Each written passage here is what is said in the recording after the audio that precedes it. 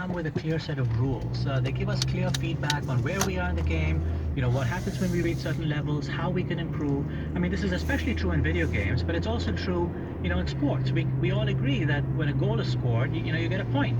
I'm wondering whether the clarity of the rules of games, even if they're artificial, allow us to engage in games without the ambiguity that often comes into play in work settings where you don't always know what the rules are or how to get ahead. Definitely. So there's clarity. We know what we're supposed to do. Even with the uncertainties are, in a puzzle game, right? You may not know the exact answer, but you know there's an answer for you.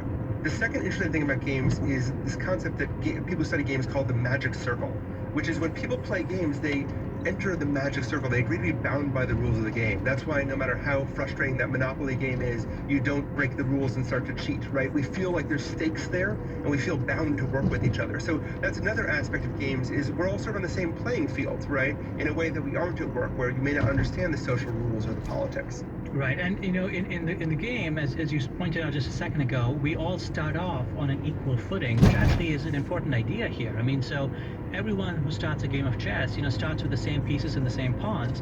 What happens then follows the rules of the game and then your creativity, but you're not starting out with a leg up. Someone doesn't have an extra leg up just because of who they are or which school they went to or what their background or privilege might be. And that's in some ways the great Some thing about games build that advertising in. aspect of games, right? Is that it lets Pay to people sort play. of show their own ability or work, right, in sort of a pure setting.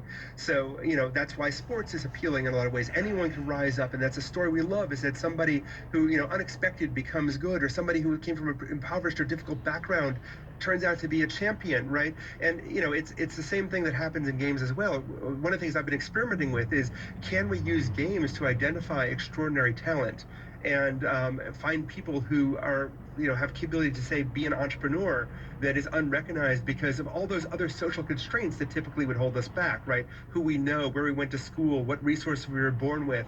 And I think there's something, about that game aspect and identification of talent in games that is really appealing.